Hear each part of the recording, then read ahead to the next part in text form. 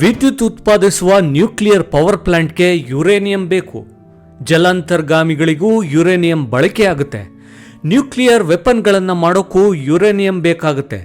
ವಿಕಿರಣ ಸೂಸುವ ಈ radio active ವಸ್ತುಗಳು ಭಾರತದ ಮಣ್ಣಿನಲ್ಲೂ ಬೆರೆತು ಹೋಗಿದೆ. ದೇಶದ 18 ರಾಜ್ಯಗಳ 151 ಜಿಲ್ಲೆಗಳಲ್ಲಿ ಅಂತರ್ಜಲದೊಳಗೆ ಯುರೇನಿಯಂ ಬೆರೆತು ಹೋಗಿರುವ ಬಗ್ಗೆ ವರದಿಗಳಿವೆ. ಬಿಹಾರದಲ್ಲಿ ನಡೆಸಿರೋ ಒಂದು ಅಧ್ಯಯನ ಈ ಅಂಶಗಳಿಗೆ ಪುಷ್ಟಿ ಕೊಟ್ಟಿದೆ. ಈ ವಿಕಿರಣಕಾರಿ ವಸ್ತು ನೀರಿನಲ್ಲಷ್ಟೇ ಬೆರೆತಿಲ್ಲ, ತಾಯಿಯ ಎದೆ ಹಾಲಿನಲ್ಲೂ ಪತ್ತೆಯಾಗಿದೆ. ಕೂಸಿಗೆ ಕೊಡುವ ಎದೆ ಹಾಲಿನಲ್ಲೂ ಯುರೇನಿಯಂ. ಬಿಹಾರದ ಹಲವು ಜಿಲ್ಲೆಗಳಲ್ಲಿ ಸಂಶೋಧನೆ. ಫ್ಯಾಕ್ಟರಿಗಳಿಂದ ಹೊರಬರೋ ಹೊಗೆಯಿಂದ ಪರಿಸರಕ್ಕೆ, ಕೃಷಿ ಭೂಮಿಗೆ ಲೆಡ್, ಸೀಸದ ಅಂಶ ಸೇರುತ್ತೆ ಅನ್ನೋ ಬಗ್ಗೆ ಕೆಲವು ವರ್ಷಗಳ ಹಿಂದೆ ಸಂಶೋಧನೆಗಳು ನಡೆದಿದ್ವು. ಕೊತ್ತಂಬರಿ ಸೊಪ್ಪು ಬೆಳೆದ್ರೂ ದೊಡ್ಡ ಪ್ರಮಾಣದಲ್ಲಿ ಸೀಸದ ಅಂಶ ಅದರೊಳಗೆ ಸೇರ್ಕೊಳ್ಳುತ್ತೆ ಅನ್ನೋದನ್ನ ಅಧ್ಯಯನಗಳು ಸಾಬೀತುಪಡಿಸಿದ್ವು.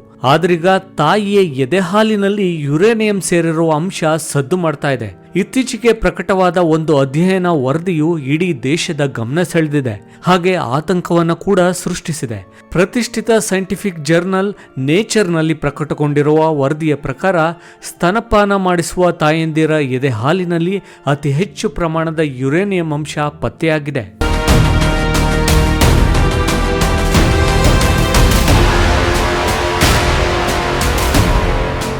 ಮಕ್ಕಳ ದೇಹಕ್ಕೆ ಯುರೇನಿಯಂ ಅಂಶಗಳು ಸೇರೋದ್ರಿಂದ ಕ್ಯಾನ್ಸರ್ ಕಾರಕ ರೋಗಗಳು ಕಾಣಿಸಿಕೊಳ್ಳೋ ಅಪಾಯಗಳಿರುತ್ತವೆ.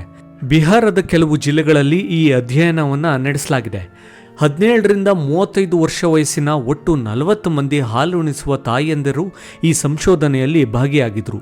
ಮುಖ್ಯವಾಗಿ ಭೋಜ್ಪುರ್, ಸಮಸ್ತಿಪುರ್, ಬೇಗುಸರಾಯ್, ಖಗಾರಿಯಾ, ಕಟಿಹಾರ್ ಹಾಗೂ ನಳಂದ ಜಿಲ್ಲೆಗಳ ಮಹಿಳೆಯರಿಂದ ಎದೆಹಾಲಿನ ಮಾದರಿಗಳನ್ನ ಸಂಗ್ರಹಿಸಿ ವಿಶ್ಲೇಷಣೆಗೆ ಒಳಪಡಿಸಲಾಗಿದೆ. ಅಕ್ಟೋಬರ್ 2021ರಿಂದ ಜುಲೈ 2024ರ ಅವಧಿಯಲ್ಲಿ ಈ ಅಧ್ಯಯನವನ್ನು ನಡೆಸಲಾಗಿದೆ. ಸುಮಾರು 3 ವರ್ಷಗಳು ನಡೆಸಿರೋ ಅಧ್ಯಯನದಿಂದ ಹೊರಬಂದಿರೋ ಫಲಿತಾಂಶವು ನಿಜಕ್ಕೂ ಆಘಾತಕಾರಿಯಾಗಿತ್ತು. ಸಂಗ್ರಹ ಮಾಡಲಾಗಿದ್ದ ಎಲ್ಲ 40 ಎದೆಹಾಲಿನ ಮಾದರಿಗಳಲ್ಲೂ ಯುರೇನಿಯಂ ಅಂಶ ಪತ್ತೆಯಾಗಿದೆ. ಹಾಲುಣಿಸುವ ತಾಯಂದಿರ ಎದೆ ಹಾಲಿನ ಎಲ್ಲ ಮಾದರಿಗಳಲ್ಲೂ ಅಂದರೆ 100% ಸ್ಯಾಂಪಲ್ನಲ್ಲೂ ಯುರೇನಿಯಂ ಇರುವ ಅಂಶ ಪತ್ತೆಯಾಗಿರುವುದು ವರದಿಯಾಗಿದೆ. ಅದರಲ್ಲೂ ಕಟಿಹಾರ್ ಜಿಲ್ಲೆಯ ಮಾದರಿಗಳಲ್ಲಿ ಯುರೇನಿಯಂನ ಅತ್ಯಧಿಕ ಸಾಂದ್ರತೆ ಕಂಡುಬಂದಿದೆ. ಆ ಜಿಲ್ಲೆಯಲ್ಲಿ ಲೀಟರ್ ಎದೆ ಹಾಲಿಗೆ 5.25 ಮೈಕ್ರೋಗ್ರಾಂ ಯುರೇನಿಯಂ ಬೆರೆತಿರೋದು ಗೊತ್ತಾಗಿದೆ. ಕಟಿಹಾರ್ ಜಿಲ್ಲೆಯ ಮಾದರಿಗಳು ಅಪಾಯಕಾರಿ ಮಟ್ಟದ ಯುರೇನಿಯಂ 238 ಅನ್ನು ಹೊಂದಿದ್ವು ಅಂತ ವರದಿಯಲ್ಲಿ ಉಲ್ಲೇಖಿಸಲಾಗಿದೆ. ಯಾವ ಮೂಲದಿಂದ ಸೇರ್ತಿದೆ ಯುರೇನಿಯಂ? ಅಧ್ಯಯನದಲ್ಲಿ ಸಮಾಧಾನಕರ ಅಂಶವೂ ಇದೆ. ಎದೆ ಹಾಲಿನಲ್ಲಿ ಎಷ್ಟು ಪ್ರಮಾಣದಲ್ಲಿ ಯುರೇನಿಯಂ ಸಾಂದ್ರತೆ ಇದ್ರೆ ಅಪಾಯ ಇಲ್ಲ ಅನ್ನೋದ್ರ ಬಗ್ಗೆ ಮಾನದಂಡಗಳು ಇಲ್ಲ. ಆದರೆ ವಿಶ್ವ ಆರೋಗ್ಯ ಸಂಸ್ಥೆಯು ಕುಡಿಯುವ ಅಂತರ್ಜಲದಲ್ಲಿ ಯುರೇನಿಯಂನ ಮಟ್ಟ ಲೀಟರ್ಗೆ 30 ಮೈಕ್ರೋಗ್ರಾಂಗಳವರೆಗೂ ಇದ್ರೆ ಹೆಚ್ಚಿನ ಅಪಾಯ ಇಲ್ಲ ಅಂತ ನಿಗದಿಪಡಿಸಿದೆ. ಈಗ ಎದೆ ಹಾಲಿನಲ್ಲಿ ಪತ್ತೆಯಾಗಿರುವ ಯುರೇನಿಯಂನ ಅತ್ಯಧಿಕ ಮಟ್ಟ ಲೀಟರ್ಗೆ 5.25 ಮೈಕ್ರೋಗ್ರಾಂ ಆಗಿದೆ. ವರದಿಯಲ್ಲಿ ಕಂಡುಬಂದಿರುವ ಯುರೇನಿಯಂ ಸಾಂದ್ರತೆಗಳು ಪ್ರಸ್ತುತ ನೀರಿಗೆ ಅನುಮತಿಸುವ ಮಿತಿಗಳಿಗಿಂತ ಕಡಿಮೆ ಇದೆ. ಅದರಿಂದ ಈ ಯುರೇನಿಯಂ ಪ್ರಮಾಣದಿಂದ ಮಗುವಿನ ಆರೋಗ್ಯಕ್ಕೆ ಹೆಚ್ಚಿನ ಅಪಾಯ ಇಲ್ಲದೆ ಇರಬಹುದು ಅಂತ ಅಧ್ಯಯನಗಳು ಸ್ಪಷ್ಟಪಡಿಸಿವೆ. ಯುರೇನಿಯಂ ಸಾಂದ್ರತೆಯ ಪ್ರಮಾಣ ಭೋಜ್ಪುರ್ನಲ್ಲಿ ಅತಿ ಕಡಿಮೆ ಇದೆ, ಕಟಿಹಾರ್ನಲ್ಲಿ ಗರಿಷ್ಠ ಮಟ್ಟದಲ್ಲಿದೆ. ಈ ಅಧ್ಯಯನವು ಬಿಹಾರದ ಅಂತರ್ಜಲದ ಮಾದರಿಗಳಲ್ಲಿ ಯುರೇನಿಯಂ ದೊಡ್ಡ ಪ್ರಮಾಣದಲ್ಲಿ ಇರೋದನ್ನು ಬಹಿರಂಗಪಡಿಸಿದೆ. ಅಧ್ಯಯನ ಮಾಡಿದ 6 ಜಿಲ್ಲೆಗಳಲ್ಲಿ ಯುರೇನಿಯಂ ಸೇರ್ಪಡೆಯ ಮೂಲ ಕುಡಿಯುವ ನೀರಿನ ಮೂಲಕ ಆಗಿದೆ ಅಥವಾ ಅದೇ ಸ್ಥಳದಲ್ಲಿ ಬೆಳೆಸಿದ್ದ ಆಹಾರದಿಂದ ಯುರೇನಿಯಂ ಅಂಶಗಳು ದೇಹದೊಳಗೆ ಸೇರಿರಬಹುದು ಅಂತ ವರದಿ ತಿಳಿಸಿದೆ.